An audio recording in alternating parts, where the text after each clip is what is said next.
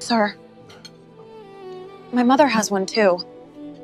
I noticed the ring before I noticed him, and by the time I looked up, his expression had already changed.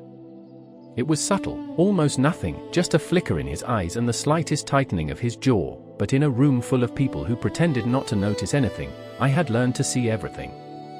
My name is Olivia Hayes, and I was never supposed to matter in a place like that. The restaurant sat on the top floor of a glass tower in downtown Manhattan, the kind of place where a single dinner bill could cover my rent for 2 months, and yet there I was, balancing a silver tray on one hand, moving between tables like I belonged. I didn't. I never did. My shift had started at 4 p.m., and by 9:30 my feet were already aching inside shoes that looked nice but felt like punishment, my uniform pressed and perfect even though my life outside that room was anything but.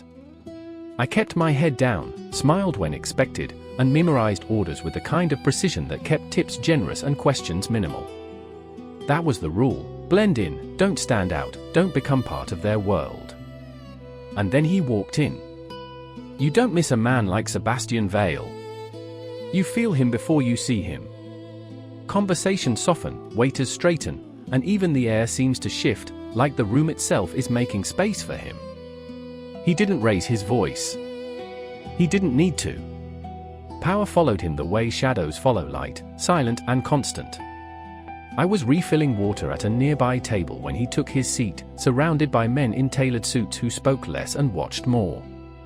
I told myself not to look, but I did anyway, just for a second, just long enough to confirm what everyone else already knew: he was dangerous in a way that didn't need explanation.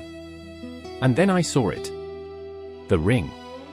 It caught the light as he reached for his glass, a simple band, understated, but unmistakable. My breath caught in my throat before I could stop it, my hand freezing mid-motion as the world around me blurred into something distant and muffled. Because I had seen that ring before. Not exactly that one, maybe. But close enough that my heart started pounding like it was trying to warn me. My mother had one just like it. Same design. Same engraving along the inside that she used to trace absent-mindedly when she thought no one was looking. I hadn't thought about it in years, not since she disappeared from my life without answers, leaving behind nothing but silence and questions no one could answer. I should have walked away. I should have done my job, poured the water, and moved on like he was just another customer. But something pulled at me, something stronger than common sense, stronger than fear. My feet moved before my mind could catch up, and suddenly I was standing beside his table, closer than I had any right to be, close enough to see the faint scar near his eyebrow, close enough to notice the way his eyes flicked toward me with quiet awareness. Sir, my voice came out softer than I intended, but it still cut through the noise around us. He looked up fully then, his gaze locking onto mine, steady, unreadable. I swallowed, my fingers tightening slightly around the tray as I nodded toward his hand. My mother has a ring just like that. For a second, nothing happened. And then everything did. The color drained from his face so quickly it was impossible to miss, his posture stiffening as if I had said something I wasn't supposed to know. The men around him fell silent, the air growing heavy with something I couldn't name. His eyes dropped to the ring, then back to me, sharper now, searching, like he was trying to solve a puzzle I didn't even realize I was part of. And in that moment, standing there in a uniform that suddenly felt too small for what was happening, I understood one thing with absolute certainty. I wasn't invisible anymore. His fingers stilled around the glass, and for a moment I thought I had imagined it, that subtle shift in his expression, that flicker of something almost human beneath the control he wore like a second skin. But then he stood up slowly, and the entire room seemed to notice without daring to react, chairs pausing mid-scrape, conversations dissolving into careful silence, and suddenly every instinct I had was telling me I had made a mistake I could not undo. "What did you say?" His voice was low, steady, but there was something underneath it now, something tighter, like a thread pulled too far. I swallowed, my mouth suddenly dry, my heart beating so loud I was sure the people at the next table could hear it, and for the first time since I started working there, I forgot the script, forgot the polite phrases, forgot how to disappear. I said, "My mother has a ring like that," I repeated, softer this time, my eyes dropping briefly to his hand before forcing myself to meet his gaze again, because looking away felt like weakness, and I could not afford that, not now. He took a step closer, close enough that I could see the tiny details I had missed before, the faint line of tension at the corner of his mouth, the way his breathing had slowed deliberately, controlled, like he was holding something back. "Your mother," he said carefully, each word measured. "Where is she?" The question hit me harder than I expected, sharper than it should have been, because there was no easy answer to that, no clean explanation that fit into a single sentence. "I do not know," I admitted, the truth slipping out before I could dress it up into something safer, something less revealing, and his eyes changed again, darkening in a way that made my chest tighten. Around us, his associates had gone completely still, watching without appearing to watch, their attention hidden but unmistakable, and I realized this was not just a conversation anymore. This mattered. I just did not know why. "What is her name?" he asked, and this time there was no room for deflection, no polite escape, just a question that felt like a door opening into something I was not ready to see. I hesitated for half a second, and in that half second, I saw something dangerous flash across his face. Not anger, not exactly, but urgency, the kind that did not tolerate delays.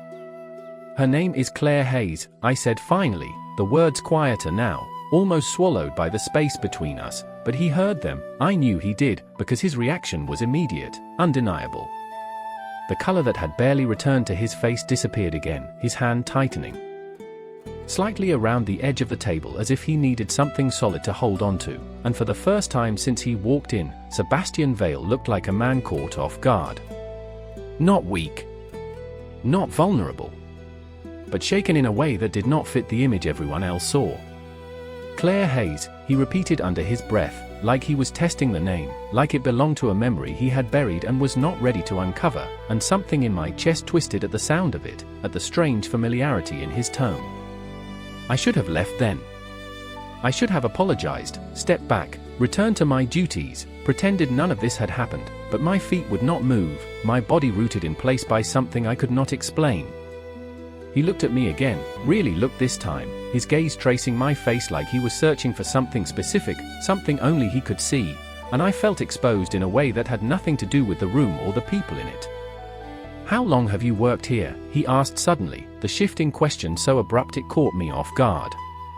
"About 8 months," I answered automatically, my voice steadier than I felt, because routine was easier than whatever this was becoming.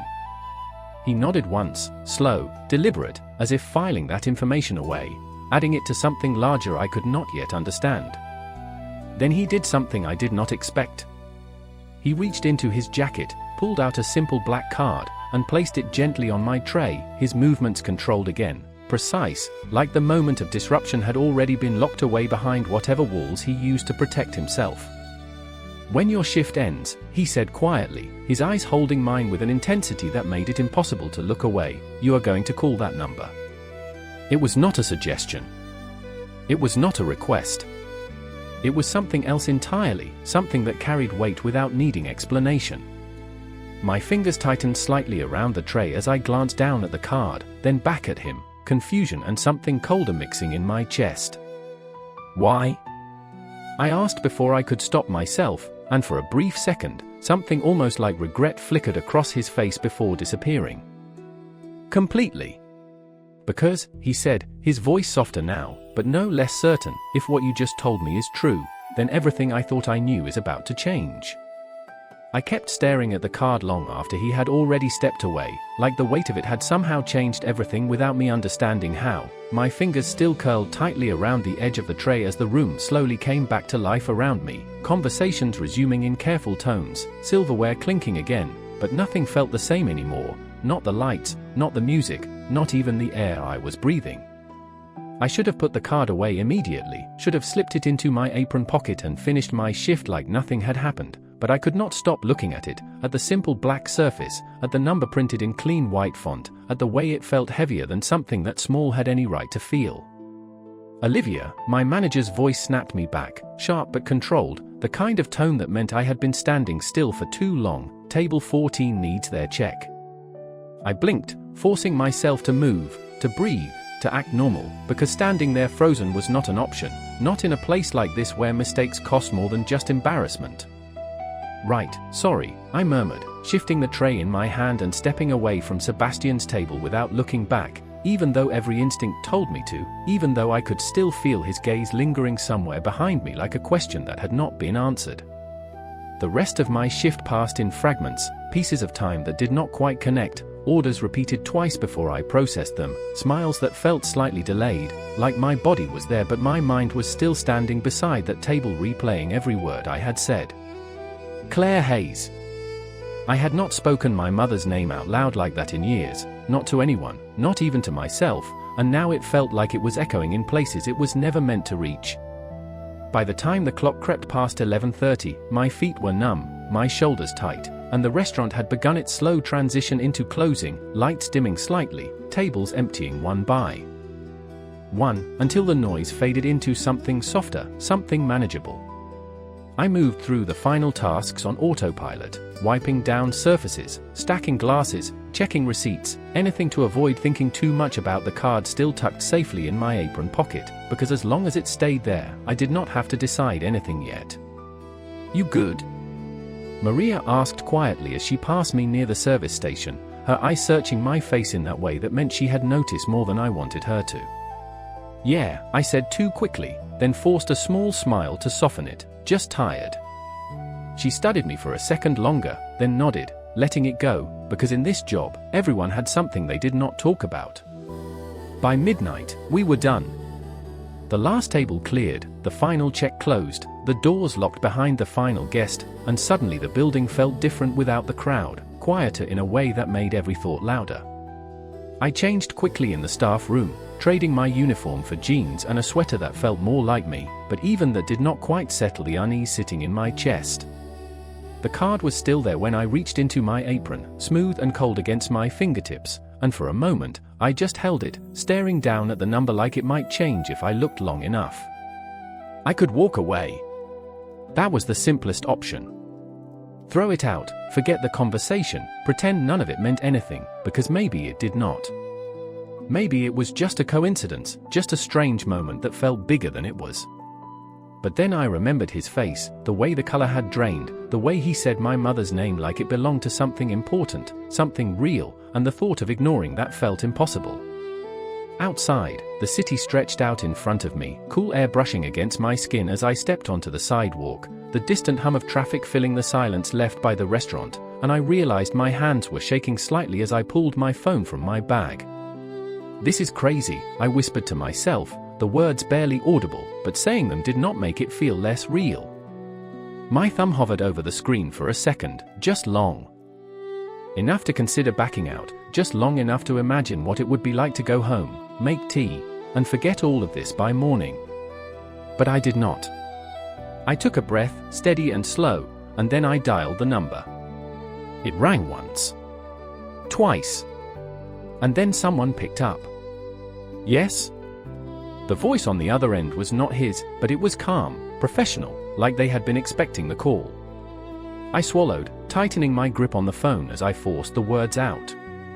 "My name is Olivia Hayes," I said, my voice quieter now, but steady enough to carry through the line, "and I think I was told to call this number." There was a brief pause, not long, just enough to confirm something I could not hear, and then the voice returned, just as controlled as before. "Yes, Miss Hayes," they said, and something about the way they said my name made my chest tighten. "Mr. Vale has been waiting for your call." I did not realize I had stopped breathing until the silence on the line stretched just a second too long, my fingers tightening around the phone as the city noise faded into the background, everything narrowing down to that one sentence, to the fact that he had been waiting, like this moment had already been decided before I even made the choice to call. "Waiting," I repeated quietly, my voice barely above a whisper, because saying it out loud made it real in a way I was not prepared for. "Yes, Miss Hayes," the voice replied, still calm, still precise. "If you are available, a car can be sent for you now." My heart skipped, not in excitement, not even in fear exactly, but in something unfamiliar, something that felt like standing at the edge of a decision that could not be undone once made. "Now?" I asked, glancing instinctively up and down the street as if I might already see something approaching, something that would confirm this was really happening. Yes, the voice said again, no hesitation, no pressure, just certainty. Mr. Vale prefers not to delay matters of importance.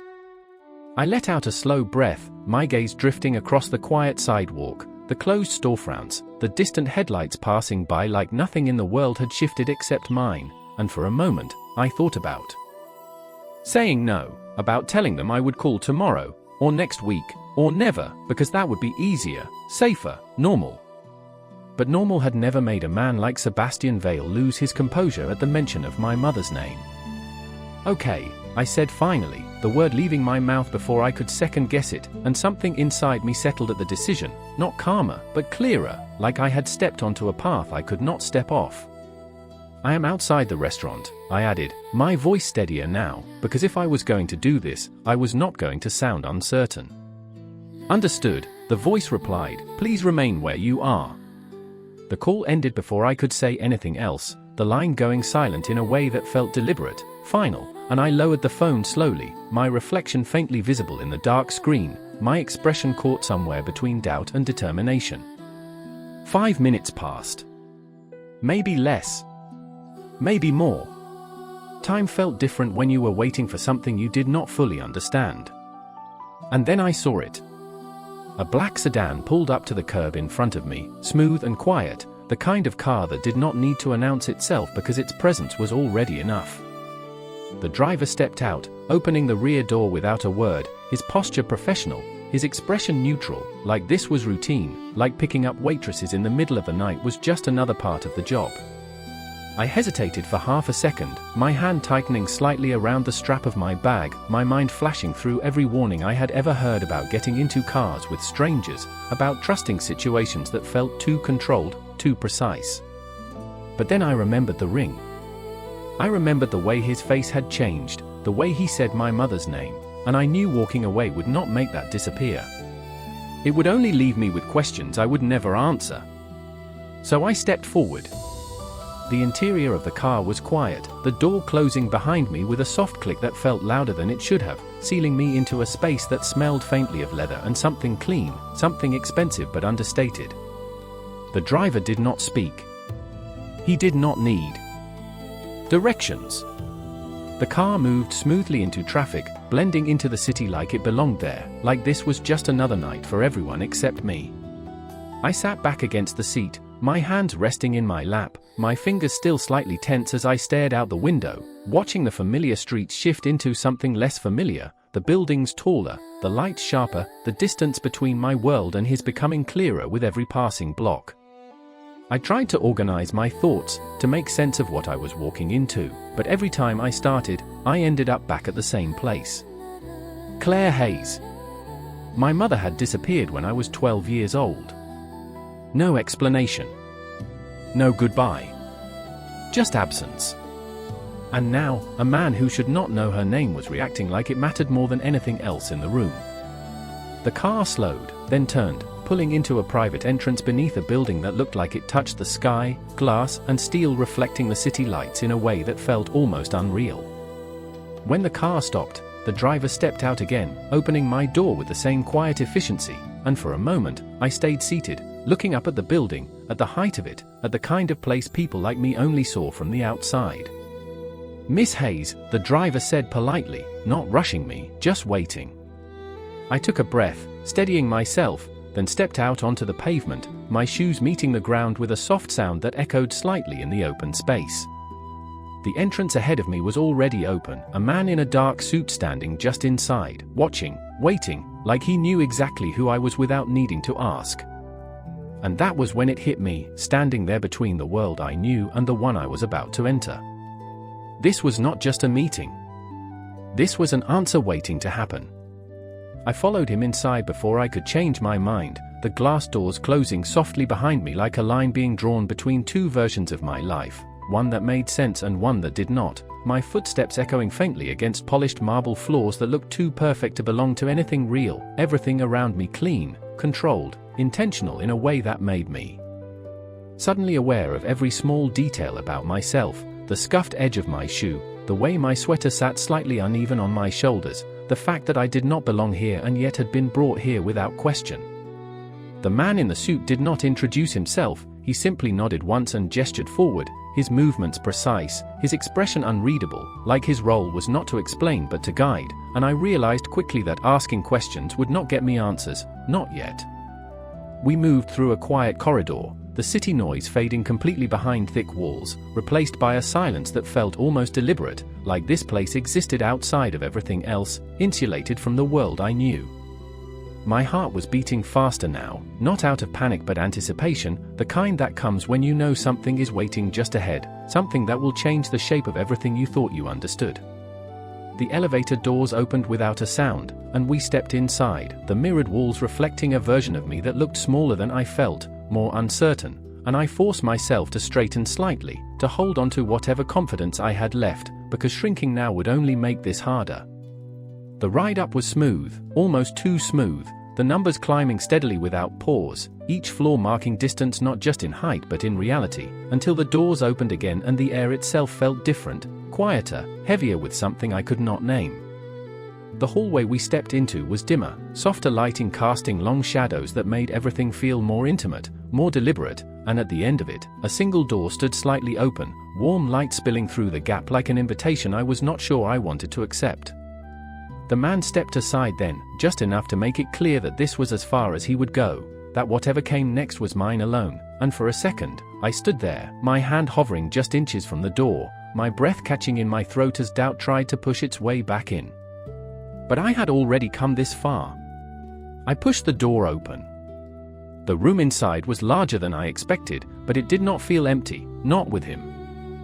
Standing near the floor-to-ceiling windows, his back turned slightly as he looked out over the city below, light stretching in every direction like something alive, something endless. He did not turn immediately, and for a moment, I just stood there, watching, taking in the quiet stillness of him, the way he held himself like someone who was always in control, even when something underneath that control had been shaken. "You came," he said finally, his voice calm, almost thoughtful, as if he had expected it and yet still needed to confirm it.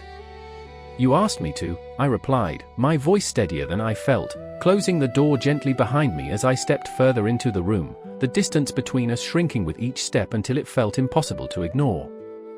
He turned then, slowly, his eyes finding mine with that same intensity one had felt before, but now there was something else layered beneath it, something sharper, more focused, like he had spent the time since we last spoke putting pieces together and was still not satisfied with the picture. "Say her name again," he said, not unkindly, but with a weight that made it clear this mattered more than anything else in the room. I hesitated, just for a second, not because I did not want to, but because I understood now that once I said it, there would be no taking it back, no pretending this was just a strange coincidence. "Claire Hayes," I said quietly, the word settling into the space between us like something solid. He closed his eyes for a brief moment, and when he opened them again, the control was still there, but it was thinner now, stretched over something deeper, something that looked dangerously close to memory. "She did not just have a ring like this," he said, his voice lower now, more personal, like the room had shifted around us. "She gave it to me." The words hit harder than I expected, not because they were loud, but because of what they implied, the connection snapping into place in a way that made my chest tighten. I stared at him, trying to process it, trying to fit that statement into everything I thought I knew about my mother, about the woman who had vanished without explanation, leaving behind nothing but fragments. "That is not possible," I said automatically, the denial rising before I could stop it, because accepting it meant everything else would have to change. His gaze did not waver. "Then you are about to learn that a lot of things you believed were impossible are not," he replied quietly, taking a step closer, not threatening, not forceful, just enough to make the distance between us feel smaller, more real. "Because the woman you are talking about," he continued, his voice steady but edged with something I could not ignore, "disappeared 15 years ago without a trace." My breath caught, my mind racing to do the math, to reconcile timelines that suddenly did not align the way they should. "That cannot be right," I whispered, more to myself than to him, because my mother had been there, she had raised me, she had not disappeared 15 years ago. But the certainty I had always carried about that truth felt different now, less solid, like something I had never fully questioned until this moment. He watched me carefully, like he could see that shift happening in real time, like he was waiting for me to reach the same conclusion he already had. "Tell me something, Olivia," he said, his tone quieter now, almost careful, like the next question mattered more than the answer. "How much do you really know about your mother?" His question did not feel like a question, it felt like something being pulled apart, like a thread I had never noticed was suddenly unraveling in front of me, and for a second I just stood there, staring at him, trying to come up with an answer that felt solid, something certain, something that would push back against the quiet confidence in his voice. "I know enough," I said, but even as the words left my mouth, I could hear the weakness in them, the lack of detail, the way they sounded more like defense than truth. His expression did not change, but there was a shift in his eyes, something sharper, like he had expected that answer and already knew what it meant. "Then tell me," he said calmly, not stepping closer this time, but not stepping back either, holding the space between us steady, where she grew up, who her family was, what she did before she became your mother. The questions came one after another, simple on the surface, but each one landing heavier than the last, and I opened my mouth to respond, only to realize I did not have the answers I thought I did. She did not talk about that," I admitted slowly, my voice quieter now, my confidence slipping as I tried to piece together memories that suddenly felt incomplete, fragments that did not connect the way they should have. "She said it did not matter." Saying it out loud made it sound wrong, made it sound like something I should have questioned years ago but never did, because when you grow up with someone, you do not think to doubt the things they choose not to say. You accept the version of the story you are given. He watched me carefully, his gaze steady, not interrupting, not rushing, just waiting for me to catch up to something he had already realized. "And the ring?" he asked after a moment, his tone softer now, but no less focused. "How long has she had it?" I frowned slightly, my mind pulling at old images, small details I had not thought about in years, like the way she would twist it when she was thinking, the way she never took it off, even when she slept. "As long as I can remember," I said, more certain about that at least, because that memory felt clear, anchored, something I could hold on to. "She said it was important." He exhaled slowly, almost imperceptibly, like that answer confirmed something he had been holding on to, something he had not yet said out loud. "Important is one way to describe it," he murmured, more to himself than to me, his gaze drifting briefly past me before returning, sharper than before. "That ring was not just important," he continued, his voice steady again, controlled, "it was a promise." The words settled into the room with a weight I could not ignore, and my chest tightened slightly, because promises do not just disappear, they do not vanish without explanation, not unless something forces them to. "You are telling me my mother knew you," I said, trying to keep my voice level, trying to frame it in a way that made sense, but that does not explain why she would disappear. Or why she would never mention you, or any of this. The questions came faster now, pushing forward as the confusion built, because none of this fit into the life I remembered, the quiet apartment, the routines, the small details that made up everything I thought was real. He did not answer immediately, and that silence said more than any quick explanation could have, because it meant he was choosing his words, deciding what to reveal and what to hold back. "Because if she had," he said finally, his voice lower now, more deliberate, "you would not be standing here asking me these questions. You would already know exactly who I am." The way he said it made something shift inside me, not fear, not exactly, but awareness, the realization that I had stepped into something much larger than I understood, something that had been moving long before I ever noticed it. "Then tell me," I said, my voice steadier now despite everything, because if there were answers here, I was not going to walk away from them. "Who are you to her?" For the first time since I walked into that room, he hesitated, just for a fraction of a second, but it was enough to see that whatever he was about to say mattered, not just to me, but to him as well.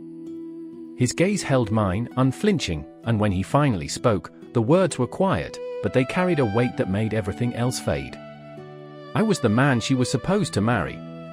The words did not register at first, not fully, like my mind refused to process them all at once, and I just stood there staring at him, waiting for something to correct it, to soften it, to make it sound less impossible than it was. "No," I said automatically, the denial coming out before I could stop it, because that was easier than accepting what he had just said, easier than letting that sentence rewrite everything I thought I knew. "That does not make sense." But even as I said it, I could feel something shifting inside me, something quiet and unsettling, like pieces that had never quite fit were suddenly trying to. He did not argue. He did not raise his voice or push back against my reaction. He simply watched me, steady and patient, like he had already lived through this moment once before and knew there was no rushing it. "It does not have to make sense yet," he said calmly, his tone almost gentle in a way that felt completely out of place for a man like him, "but that does not make it untrue."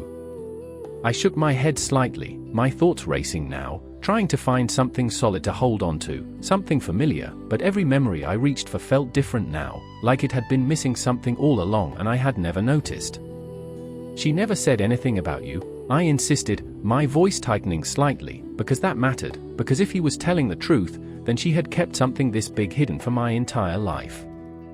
Not a name. Not a story. Nothing. His jaw tightened just slightly at that, the only visible sign that my words had landed somewhere deeper than he wanted to show, and for a brief second, something like pain flickered across his expression before it disappeared behind control again.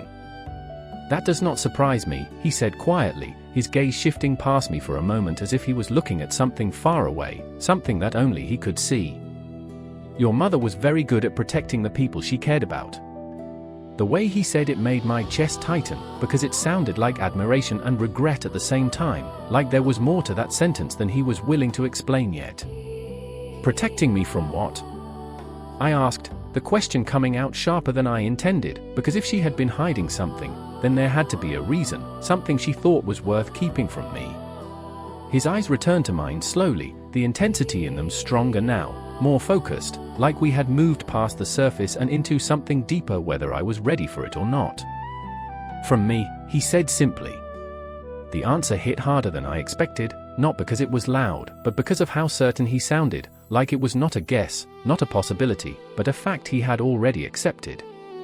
I stared at him, trying to understand how that could be true, how someone like him could be something my mother needed to protect me from, and yet the man standing in front of me did not feel like a threat in the way I had always imagined danger.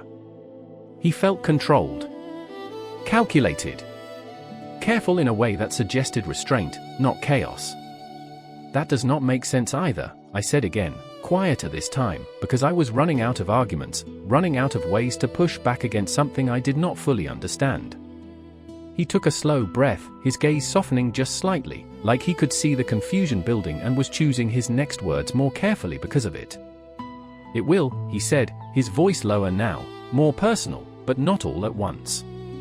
He stepped closer then, not enough to crowd me, just enough to make the space between us feel smaller, more real, and I realized I was not stepping back, not creating distance the way I normally would, because despite everything, I wanted to hear what he was going to say next. "There are things about your mother's life," he continued, his tone steady but deliberate, "things she was involved in, people she knew, choices she made, that you were never meant to be part of." The words settled heavily, each one adding weight to a reality I had never questioned before, and I felt something shift inside me again, not just confusion now, but curiosity, the kind that does not let you walk away once it starts. "And you think I am part of that now?" I asked, my voice steadier than I expected, because if I was standing here, then maybe that was already true. His gaze held mine, unwavering, and for a second, the silence stretched between us again, but this time it felt different, not uncertain, but inevitable. "You were always part of it," he said quietly, and something in the way he said it made my heart skip, like he was not just talking about the past, but something that had been set in motion long before I understood it. "You just did not know it." His words settled into me slowly, not like a shock but like something sinking deeper with every second, something I could not shake off no matter how hard I tried, and I realized I was no longer just listening, I was searching, digging through memories that suddenly felt incomplete, like I had been living inside a story with missing pages. "Then tell me everything," I said, my voice steadier now, because uncertainty was worse than the truth, no matter how complicated that truth might be. He studied me for a moment, his gaze sharp but not unkind, like he was measuring something I could not see, deciding how much I was ready for, and for the first time, I saw hesitation in him, not weakness, but restraint. "If I tell you everything at once," he said slowly, "you will not believe me." There was no arrogance in his tone, just certainty, and that unsettled me more than if he had tried to convince me. "Try me," I replied quietly, because at this point, disbelief felt irrelevant compared to not knowing. He exhaled softly, then moved past me toward a desk near the window, his movements controlled but purposeful, like he had already decided something. From a drawer, he pulled out a thin folder, dark and unmarked, and for a second he just held it, his fingers resting lightly on the edge like it carried more than paper inside. When he turned back to me, there was something different in his expression, something heavier, like whatever was inside that folder mattered more than anything he had said so far. "Your mother did not disappear by accident," he said, his voice low and even. "She chose to leave." The statement hit harder than anything else, because it contradicted the version of the story I had built in my head for years, the one where something had happened to her, something outside her control, something that explained the silence she left behind. "No," I said immediately, shaking my head, because that version hurt more, because it meant she had made a decision that included leaving me behind. "You do not know that." His eyes did not waver.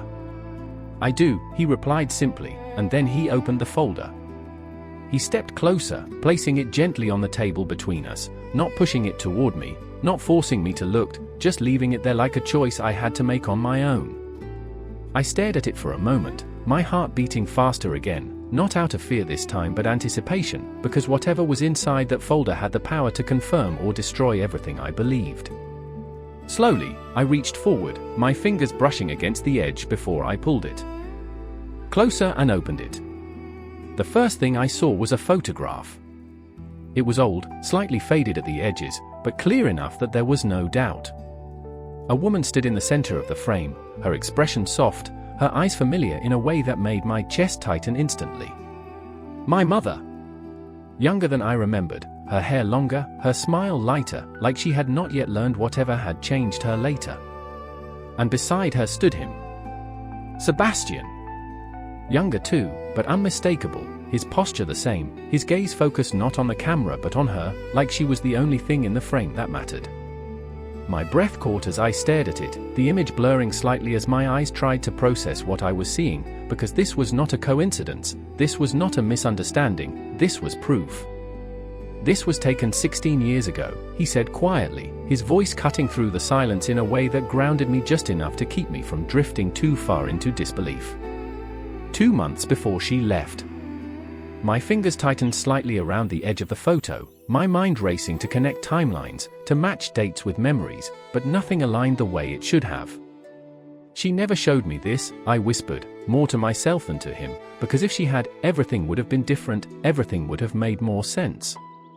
He watched me carefully, not interrupting, letting the realization settle at its own pace.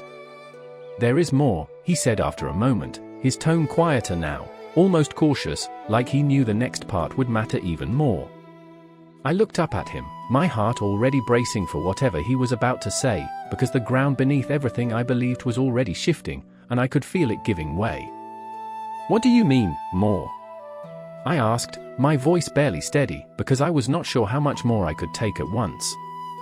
His gaze held mine, unwavering, and when he spoke again, the words landed with a weight that made everything else fade.